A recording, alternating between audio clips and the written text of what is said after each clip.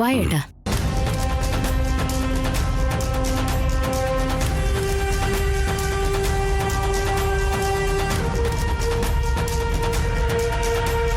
നമ്മൾ സോഫ്റ്റായിട്ട് നിൽക്കരുത്. വലിയ പ്രശ്നം ഉണ്ടാക്കിയിട്ടാണെങ്കിലും നമ്മൾ വന്ന കാര്യം നടത്തിയേ പോകാവൂ. ശരി ഏട്ടൻ വാ. വേദവതിയമ്മേ, വേദവതിയമ്മേ.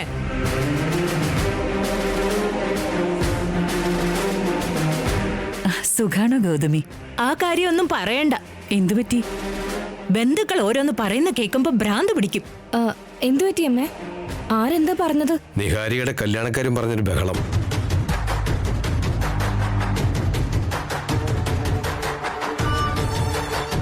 മുഹൂർത്തം തീരുമാനിച്ച് എത്രയും പെട്ടെന്ന് ക്ഷണക്കത്ത് അയച്ചില്ലെങ്കിൽ എന്റെ മകളുടെ ജീവിതത്തിന് ഒരു അർത്ഥമുണ്ടാവില്ല. പുറത്തുള്ളവർ പറയുന്നൊന്നും കാര്യാക്കണ്ട. ദയവായിട്ട് നിങ്ങൾ ഇരിക്കുക. ഇവിടെ വിശേഷങ്ങൾ പറഞ്ഞിരിക്കാനുള്ള ക്ഷമയൊന്നും ഇപ്പൊ ഞങ്ങൾക്കില്ല ഏട്ടാ. എന്റെ ഫ്രണ്ട്സും അതെ. എന്റെ കല്യാണക്കാര്യം പറഞ്ഞ് എന്നെ കളിയാക്കാറുണ്ട് അവരൊക്കെ. നിഹാരികയുമായിട്ടുള്ള എന്റെ കല്യാണം നടത്താതെ പുറത്തൊരാളുമായിട്ട് എങ്ങനെ നടത്തുമെന്ന് എനിക്ക് കാണണം. കല്യാണത്തിന് മുന്നേ ഭർത്താവിന്റെ വീട്ടിലായോ നിഹാരിക? ഞാൻ വരാം ഞാൻ. കാര്യത്തിലുള്ള പ്രസാദറാവ് സാറേ, കല്യാണ മുഹൂർത്തം നിങ്ങൾ എത്രയും പെട്ടെന്ന് നോക്കുന്നോ അതല്ല ഞങ്ങളുടെ മോൾക്ക് വേറെ കല്യാണത്തെക്കുറിച്ച് ആലോചിക്കണോ?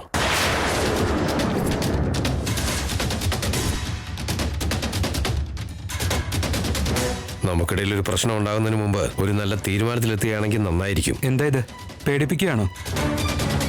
നിങ്ങളെ മകളെ കെട്ടിയില്ലെങ്കിൽ ഞാൻ ഈ വീട്ടിൽ മൂത്ത് നരച്ചിരിക്കും തോന്നിയോ? ശ്രീകർ, നീ എന്തീ പറയുന്നേ? മിണ്ടാതിരിക്കെ.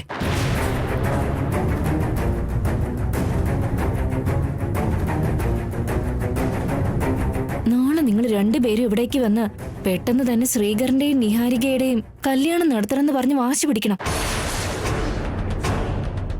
പ്രതീക്ഷിച്ചതുപോലെ അവൾ അച്ഛനെയും അമ്മയും വിളിച്ചു വരുത്തി നാടകം തുടങ്ങിയിട്ടുണ്ട്. എന്നോട് അനീതി കാണിക്കാതെ നോക്കണേ അമ്മേ.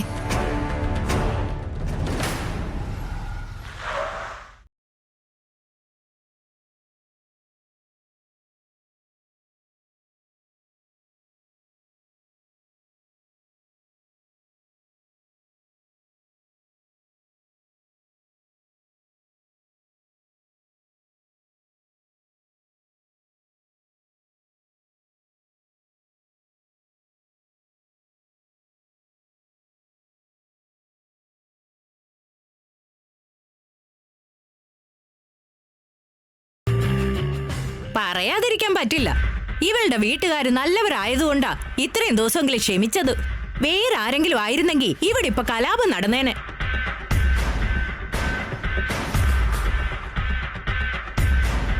അതെന്തായാലും സത്യവാ. പിന്നെ ശ്രീകർ ആവനിയായിട്ട് ഇത്ര ക്ലോസ് ആയിട്ട് നടക്കുന്നത് മറ്റൊരു ഫാമിലി ആയിരുന്നെങ്കിൽ എന്തായാലും ക്ഷമിക്കില്ലായിരുന്നു. ഇവരായതുകൊണ്ടാ സഹിക്കുന്നത്. എന്റെ മകള് ശ്രീകരനെ വിശ്വസിച്ചങ്ങനെ നിന്നുപോയി. അവളുടെ കല്യാണം എന്നുള്ള ആഗ്രഹം തന്നെ നശിച്ചുപോയി. നിഹാരികയുടെ ജീവിതവും അങ്ങനെ ആയിക്കൂടുന്നില്ലല്ലോ. ഒരു പെൺകുട്ടിയെ എത്ര ദിവസം ഇങ്ങനെ വീട്ടിൽ നിർത്തും? അവര് പറയുന്ന കാര്യങ്ങളിലും ന്യായമില്ലേ അച്ഛാ? ഞങ്ങൾ മനഃപൂർവ്വം വൈകിപ്പിക്കുന്നതാണടാ. കല്യാണ ചടങ്ങ് ഒരു ഉത്സവമാക്കി നടത്തണമെന്ന് ഞങ്ങൾക്കും വലിയ ആഗ്രഹമൊക്കെ ഇല്ലേടാ. നിങ്ങൾ ഇങ്ങനെ വൈകിപ്പിച്ചുകൊണ്ടിരുന്നോ? അപ്പോഴേക്കും ആവന് ചേട്ടനെ തട്ടിക്കൊണ്ടു പോവും. വായടയ്ക്ക. വായിൽ വരുന്നതെല്ലാം വിളിച്ചു പറയുന്നു. എന്തൊക്കെ വിവരക്കേടാ പറയുന്നത്? എല്ലാവർക്കും അങ്ങനെ ഒരു തോന്നലുണ്ട്. എന്റെ മോളെ വെറുതെ വഴക്ക് പറയാൻ നിൽക്കണ്ട. അമ്മേ, പെട്ടെന്ന് ഈ പ്രശ്നങ്ങൾക്കൊക്കെ ഒരു പരിഹാരം കാണിച്ചതാ. ഞാൻ കുറച്ചു കഴിഞ്ഞ് പണിക്കരോടൊന്ന് സംസാരിച്ചു നോക്കട്ടെ.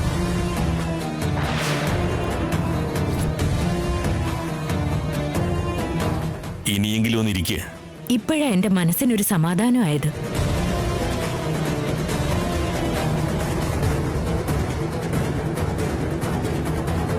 പണിക്കരോട് പറഞ്ഞിട്ട് ഒരു ഡേറ്റ് ഫിക്സ് ചെയ്ത് കഴിഞ്ഞാൽ ഞങ്ങൾക്കത് മനസ്സിന് വലിയ സമാധാനമായിരിക്കും.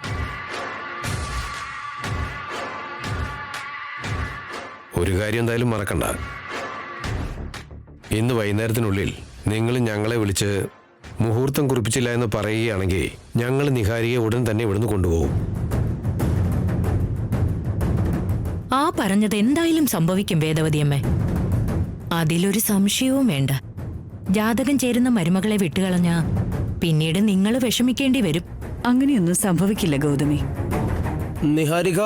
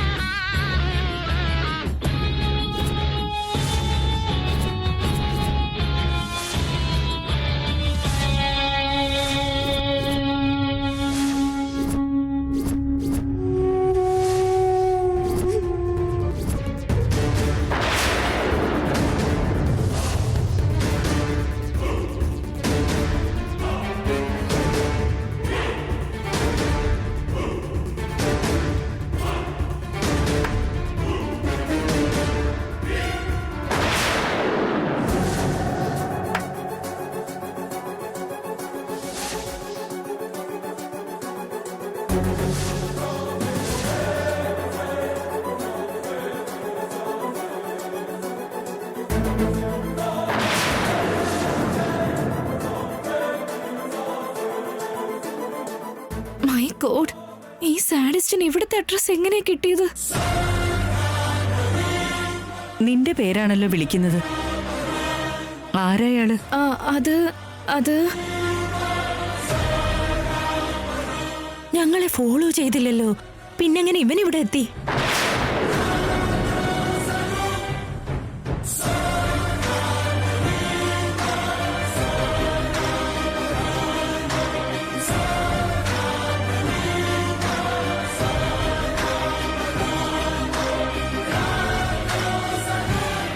ആരായാള്? നിനക്ക് ഈ വീടെങ്ങനെ മനസ്സിലായി? ആരാ പറഞ്ഞത്? എന്തിനാ വന്നത്? ആദ്യം നീ ഒന്ന് പുറത്തേക്ക് വന്നേ. ഞങ്ങൾ വീട്ടിലെത്തിയിട്ട് എല്ലാ കാര്യവും സംസാരിക്കാം. വാ. പറയുന്നൊന്ന് കേക്ക്. ഒരു വീട്ടിലേക്ക് അനുവാദമില്ലാതെ കയറി വരുന്നത് ഒരിക്കലും ശരിയല്ല. അളിയൻ എന്തായാലും ഇപ്പൊ ചെല്ല്. എന്തിനാ ഞങ്ങളെ ഇങ്ങനെ വേദനിപ്പിക്കുന്നത്? ഞങ്ങളുടെ മാനം കെടുത്തരുത്, ഞങ്ങളെ സങ്കടത്തിലാക്കരുത്. പറയുന്ന ഒന്ന് കേക്കടാ. ആദ്യം നീ ഇവിടുന്ന് പോ. ആരാന്ന് ചോദിച്ചിട്ടൊന്നും പറയാത്തതെന്താ?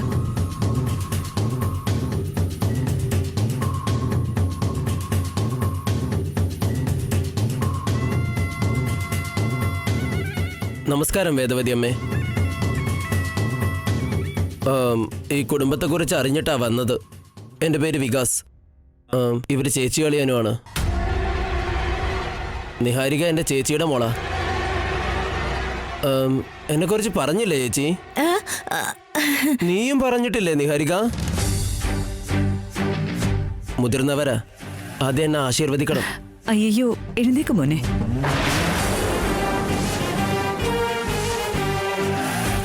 നിങ്ങളും. അയ്യോ, ഗോഡ് ബ്ലസ് യു മോനെ. എന്തൊരു പെർഫോമൻസ് ആടാ, എനിക്കൊന്നും മനസ്സിലാവുന്നില്ല. അച്ചോ, നിഹാരികയെ പോലെ തന്നെ എന്തൊരു വിനയം, എന്തൊരു വിധേയത്വം. എന്നെ കുറിച്ച് ഞാൻ തന്നെ പരിചയപ്പെടുത്തി തരാം.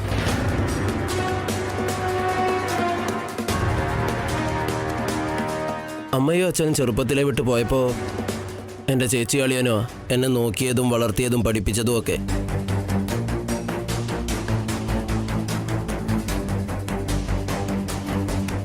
എനിക്കൊരു ജോലി കണ്ടെത്തി ദുബായിലേക്ക് പറഞ്ഞയച്ചു.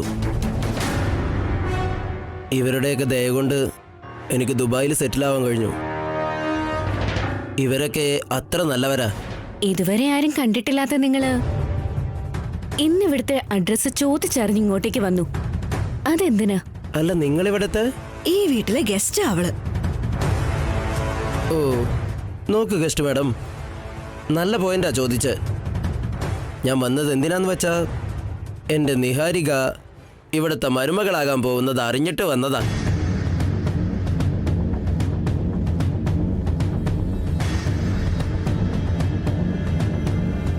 എൻ്റെ നിഹാരികയെക്കുറിച്ച് 2 വാക്ക് ഞാൻ പറയാം.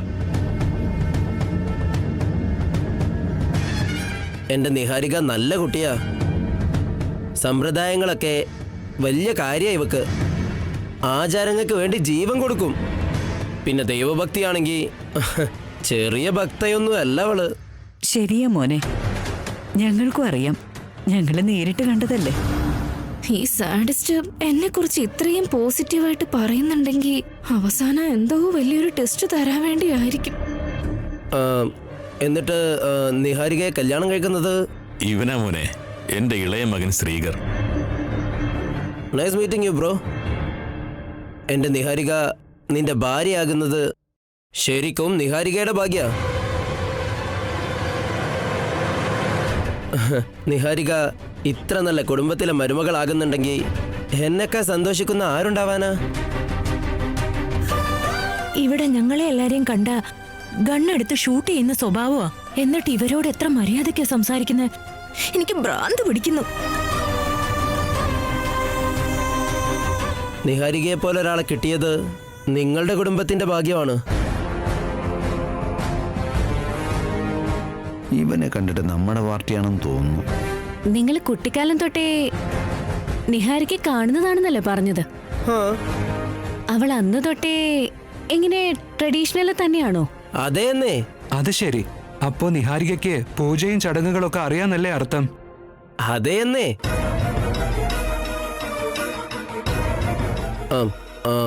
എനിക്കൊരു ചെറിയ റിക്വസ്റ്റ് ഉണ്ട്. പറ മോനെ. പെട്ടെന്ന് മുഹൂർത്തം നോക്കി ഇവരുടെ കല്യാണം ഒന്ന് വേഗം നടത്തി കൊടുക്കണം.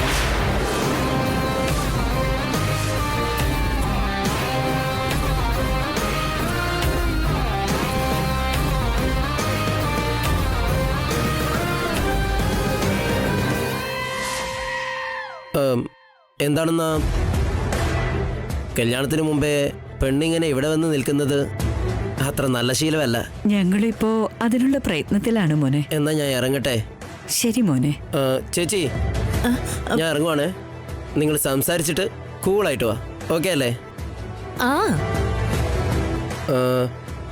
എല്ലാവരെയും ഞാൻ അടുത്തൊരു മീറ്റിംഗിൽ പരിചയപ്പെട്ടോളാം. എന്നാ ഇറങ്ങട്ടെ. Bye sir. എന്നാ ശരി. നമസ്തേ.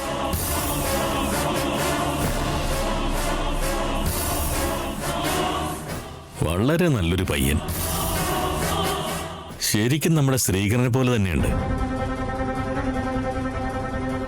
എനിക്കെന്തോ ആ പോയ ആളെ കണ്ടിട്ട് എന്തോ പന്തികേടുള്ള പോലെ. നിന്റെ കണ്ണിലൂടെ ആരെ നോക്കിയാലും അങ്ങനെയാ. ഗൗതമി, പണിക്കരോടൊന്ന് സംസാരിച്ച് മുഹൂർത്തം ഞങ്ങൾ അറിയിക്കാം.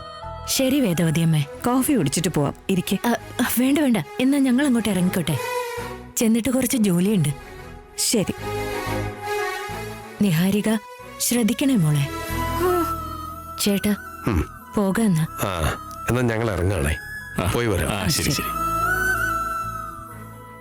കല്യാണക്കാര്യത്തില് നിനക്കൊരു പരിഭ്രമവും വേണ്ട. മുഹൂർത്തം ഉടനെ നോക്കാം. കേട്ടല്ലോ? ശരി അമ്മ.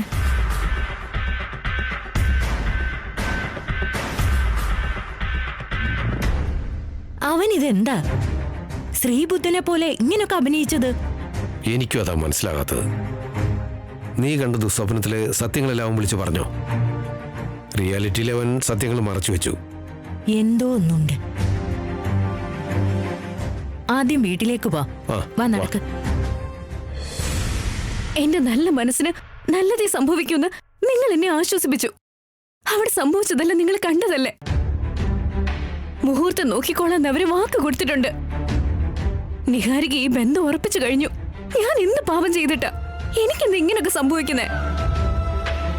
ജാതകം ചേരാത്ത ഒരേ ഒരു കുറ്റത്തിന് എനിക്ക് ഇത്രയും വലിയ ശിക്ഷയോ? കഴുത്തിലൊരു താലിയുണ്ടെങ്കിൽ അത് പുറത്തു നിന്ന് കാണുന്നവർക്ക് ആഭരണവും അലങ്കാരവും മാത്രമാണ്.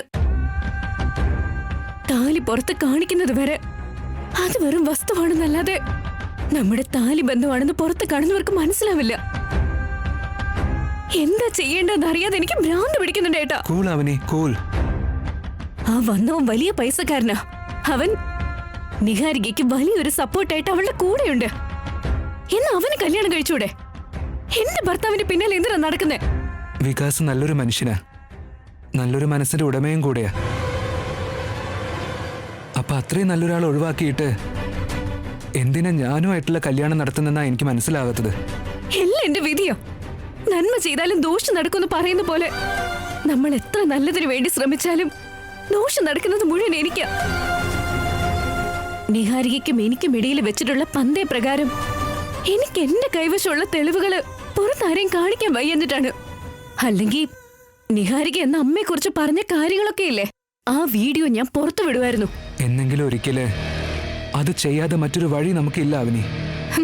വാക്ക് തെറ്റിക്കാൻ പറ്റാഞ്ഞിട്ടല്ലേ ഞാൻ ഇങ്ങനെ കിടന്ന് പ്രയാസം അനുഭവിക്കുന്നേ. ആ വികാസ് പുറത്ത് കാണുന്ന പോലെ നല്ലൊരു വ്യക്തിയായിരുന്നുവെങ്കിൽ നിഹാരികയുടെ പാരന്റ്സ് അവരുടെ കല്യാണമല്ലേ നടത്തുമായിരുന്നത്. അപ്പൊ ശരിക്കും അവൻ്റേത് നല്ലൊരു ക്യാരക്ടർ തന്നെ ആയിരിക്കുമോ?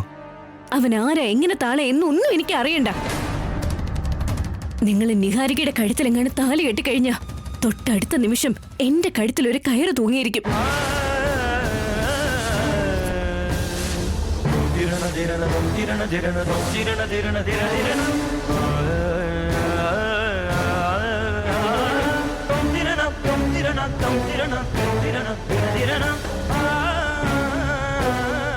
അവനെ വീണ്ടും സങ്കടപ്പെടുത്തുകയാണ്.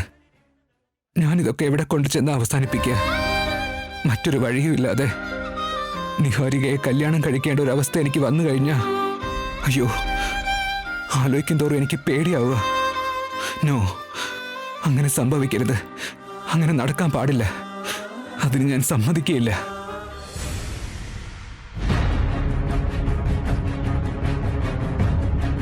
വികാസ ടിസ്റ്റ് വന്നപ്പോ ഒരു ഹാർട്ട് അറ്റാക്ക് വന്ന പോലെ ആയിപ്പോയി. അതെ ഏട്ടാ, എല്ലാ കാര്യങ്ങളും അറിഞ്ഞിട്ടല്ലേ അവൻ വന്നത്. അവിടെ വലിയ പ്രശ്നം ഉണ്ടാക്കി നിഹാരിക ഇറക്കിക്കൊണ്ടു പോവാന്നാ ഞാൻ കരുതിയെ. എന്നിട്ട് അവൻ എന്താ ഇങ്ങനെ കാണിച്ചത്? അത്ര നല്ലവനായി ശാന്തനായിട്ട് എന്തിനായിരുന്നു അഭിനയം? നിങ്ങളുടെ മകളും ആ വീട്ടിൽ അഭിനയിക്കുന്നുണ്ടല്ലോ. ഞാനും അതെ.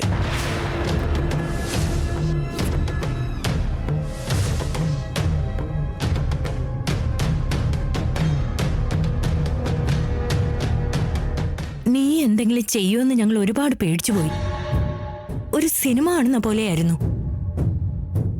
അവിടെ ഏതെങ്കിലും ഒന്നിന്റെ ജീവൻ എടുത്തിട്ടാണെങ്കിലും ശരി, നിഹാരികയെ ഇറക്കണമെന്ന് വെച്ചാ ഇതും കൊണ്ടുവന്നേ. ആയുധം എടുക്കാനുള്ള അവസരം എനിക്ക് അവള് തന്നില്ല. ആര്? ഒരത്ഭുതം. ആരെക്കുറിച്ചായി പറയുന്നേ? ആവണിയെക്കുറിച്ച്.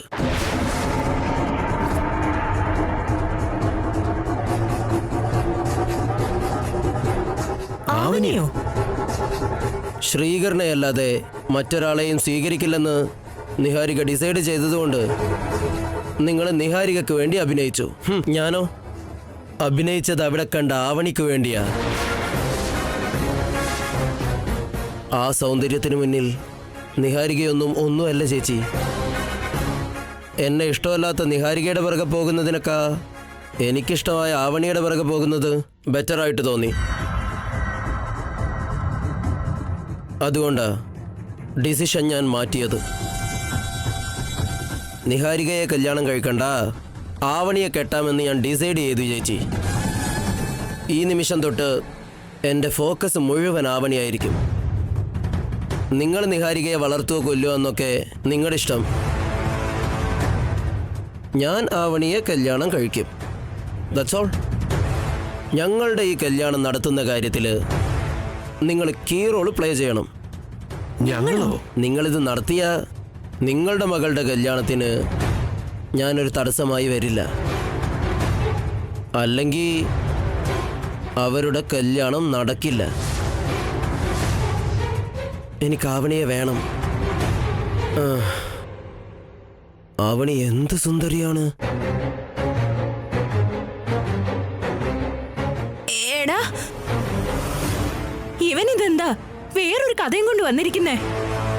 ആവനിയുടെയും ശ്രീകരന്റെയും കല്യാണം കഴിഞ്ഞെന്ന് അറിയാതെയാ ഇവൻ ഇതും കൊണ്ട് വന്നിരിക്കുന്നേ.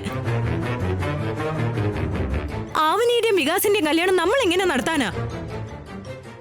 നിഹാരികയുടെ കാര്യത്തിൽ തന്നെ നമ്മൾ ഒരുപാട് കഷ്ടപ്പെടുന്നുണ്ട്.